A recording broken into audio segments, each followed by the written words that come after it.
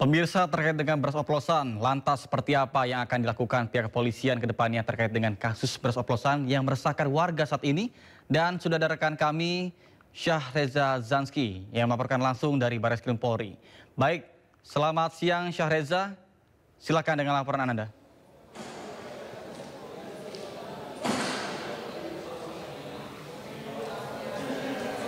Ya, Nata dan juga pemirsa, selamat siang. Hari ini Barreskrim Polri baru saja menetapkan 3 tersangka terkait maraknya kasus beras oplosan di beberapa provinsi, dan hari ini ditetapkan 3 tersangka yang masih satu di ranah PT tersebut, yakni PT Food Station Cipinang Jaya. Ada 3 tersangka yang kami terima informasinya dengan inisial KG yang merupakan Direktur Utama PT Food Station, dan juga RL yang merupakan Direktur Operasional PT Food Station, hingga FP selaku Kepala Seksi Quality Control PT Food Station, di mana ketiganya ini ditetapkan sebagai tersangka karena terbukti menurunkan kualitas mutu daripada beras yang diedarkan begitu, sehingga hal inilah yang menjadi dasar dari tim penyidik untuk menetapkan ketiganya menjadi tersangka, di mana mereka menjual beras tersebut seolah dengan label premium, padahal kualitas mutunya diturunkan dan sudah diedarkan ke berbagai provinsi tentunya.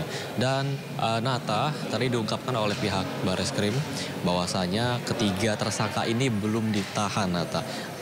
Dan pihak Barreskrim juga memanggil 3 tersangka tersebut untuk memenuhi panggilan setidaknya 3 hari setelah ditetapkan sebagai tersangka, di mana seperti diketahui 3 tersangka itu ditetapkan sebagai tersangka pada hari kemarin dan diharapkan bisa memenuhi panggilan. Kendati memang hari ini hanya dari pihak PT Food Station saja, mengingat pada laporan sebelumnya ini ada beberapa produsen yang terbukti melakukan penurunan kualitas mutu beras yang beredar. Seperti ada beberapa perusahaan seperti PT PIM dan juga PT Togo SJ. Dan kami masih menunggu hasil penyelidikan lain, apakah nanti ada kemungkinan menambah tersangka lain. Namun bisa dipastikan, Nata, hari ini ada 3 tersangka dari PT Food Station Cipinang Jaya.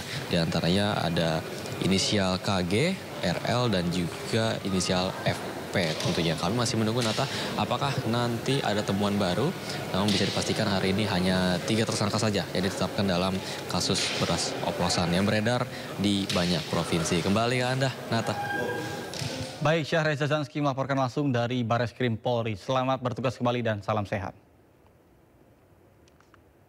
Informasi lainnya pemirsa, Pusat Pelaporan dan Analisis Transaksi Keuangan kembali membuka puluhan juta rekening nganggur yang sempat diblokir. Dan sebelumnya dalam 5 tahun terakhir, PPATK temukan rekening pasif yang disalahgunakan tanpa sepengetahuan pemiliknya.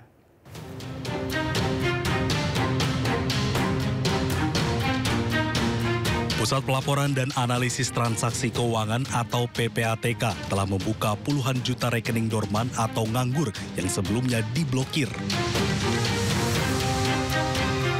Kepala PPATK Ivan Yusti Avandana menyatakan PPATK membuka kembali 28 juta rekening yang sempat dihentikan transaksinya sementara. Rekening tersebut dibuka kembali setelah pihak PPATK mengecek kelengkapan dokumen hingga keberadaan nasabah. Sebelumnya PPATK memblokir sementara rekening pasif atau dorman dalam waktu tertentu. Rekening yang dibekukan tidak dirampas negara, namun hanya diblokir sebagai langkah perlindungan dari potensi penyalahgunaan pihak lain. PPATK melakukan perlindungan rekening nasabah, tentunya agar hak dan kepentingan nasabah bisa terlindungi. Uang nasabah tetap aman dan 100% utuh. Kemarin Rabu, Presiden Prabowo Subianto juga sempat memanggil Kepala PPATK Ivan Yusti Avandana dan Gubernur Bank Indonesia Peri Warjio ke Istana Kepresidenan Jakarta. Pemanggilan tersebut dilakukan di tengah polemik pemblokiran rekening nganggur yang ramai diprotes masyarakat. Tim Liputan iNews melaporkan. Pemirsa, seorang nasabah membagikan kisah rekeningnya diblokir oleh PPATK dan kesulitan untuk membuka blokir rekeningnya kembali. Padahal dirinya sangat membutuhkan uang yang ada di rekening tersebut untuk kebutuhan yang mendesak. Kasih lu salah transfer ke rekening pribadi lu yang udah lama nggak dipakai, tapi masih aktif. Jadi transfernya dari rekening pribadi ke rekening pribadi. Nah itu kejadian sama gue. ATM-nya itu nggak gue pegang. Akhirnya gue telepon call center. Akhirnya gue ceritain lah kronologinya. Dari jamnya, transaksinya berapa nominalnya, terus kejadiannya hari apa. Pokoknya lengkap dan detail. Akhirnya gue diarahin suruh ke banknya. Pas gue udah ke bank tuh, gue ceritain kembali kronologinya sesuai. Terus gue sertakan dengan bukti transaksinya. Si Mbak itu bilang apa? Maaf Bu, ini udah diblokir dari pusat. Terus gue bilang, bukannya ini yang blokir itu Mas CS yang kemarin saya telepon. Enggak, ini diblokirnya dari pusat ya Ibu, dari PPATK kalau nggak salah namanya. Terus gue langsung kaget dong, Ibu tenang dulu ya, ini bukan kasus korupsi. Ini itu kalau misalnya emang udah nggak dipakai rekeningnya dan nggak ada transaksi, meskipun ada uang mengendap, itu bisa terblokir dari pusat. Gue langsung kaget dong, sekarang ya, gue tuh sangat membutuhkan uang itu. Jadi gue berharap banget kalau uangnya itu bisa diambil. Dan ternyata nggak bisa diambil dong, nggak bisa diambil sekarang uangnya. Nunggu persetujuan PPATK-nya ACC gitu. Berarti uangnya nggak bisa ya Mbak diambil hari ini juga. Nggak bisa Ibu, mohon maaf banget karena harus pengajuan dulu isi formulir untuk dibuka blokirannya. Itu pasti banget Mbak 7 hari. Gue tanya lagi dong, terus Mbaknya cuma ngomong apa? Belum pasti ya Ibu, di ACC-nya dari pusat. Terus gue bilang, tapi Mbak saya sangat butuh uangnya banget Mbak, tolong banget nih saya butuh uangnya banget. Iya Bu, saya nggak bisa bantu apa-apa. Saat ini yang saya bisa bantu adalah membuatkan formulir pembukaan blokiran. Ya Allahu Rabbi, di saat lu tuh butuh gitu kan, tapi nggak bisa diambil duitnya. Mungkin dari teman-teman ada yang ngalamin hal yang sama nggak? Boleh sharing dong, kira-kira di ACC-nya tuh lama atau enggak, karena memang butuh banget uangnya. Dan nggak bisa diambil pada saat hari ini juga.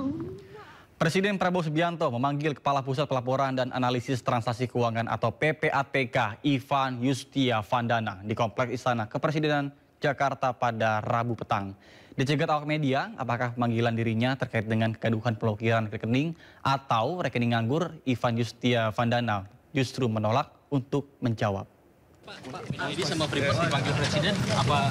Tinggalan Pak. Rekening Dorman nggak tahu. Nggak tahu. Nanti kali. Nanti ya. Pak rekening Dorman katanya mau siap nanti dulu ya. Iya nanti ya. Saya dipanggil beliau. Saya belum tahu agendanya. Makasih ya. Makasih Pak. Prabowo memang memiliki perhatian yang sangat serius terhadap kualitas sumber daya manusia Indonesia. Memang Danantara ini merupakan semacam sovereign wealth fund, semacam pengumpulan dana yang dilakukan oleh negara menjadi aset yang dipisahkan. Halal, nggak ada kompromi. Nggak bisa, kompromi halal tuh nggak bisa.